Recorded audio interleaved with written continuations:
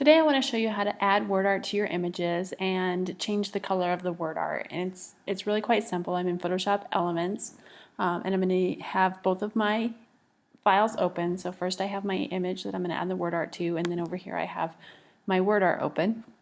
I'm going to make sure I have the selection tool, which is this little arrow move tool. You can click the V is the short code to make sure that you have the selection tool. And then I'm going to just drag and drop my word art over on top of my image. And you can see it lays it over the image, and then in the layers palette you can also see I have my background and I have my layer 1, which is my word art. The first thing I'm going to do is size it to fit where I want, and I already have the word art layer selected.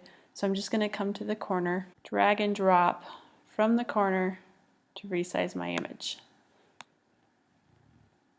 And I just want to make it fairly small up here. Once I'm pretty happy with how it is, I'm going to double check that I have the constrained proportions down here checked so that it doesn't get out of proportion, and I do, so I'm just going to either hit enter or the little green check mark, and that's going to set my image. Now the black doesn't work as well with this image, so I'm going to change the color of the image as well. So to add color to my layer, all I need to do is make sure that I have my word art layer selected, and you can see it's blue in my layers palette.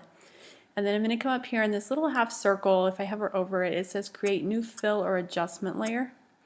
When I click on that, it gives me some options, and so I'm going to choose solid color, and it is automatically going to go to black because I had black selected, and it really doesn't matter what color, but black won't change it, so I'm going to just pick this red.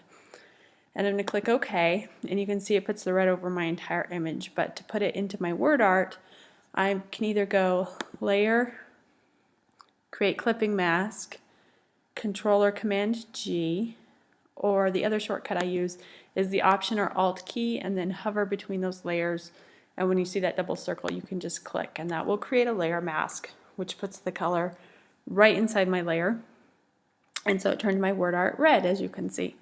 Now I don't want red in this image, so I can double click on the color block, and then I can choose a color by selecting something in here, or I can use my color picker to select something from my photo. So I could choose something from the background, I could choose purple from the flowers, or green from the grass, navy from her dress, and so you can just play around and find something that really works for the look that you're going for.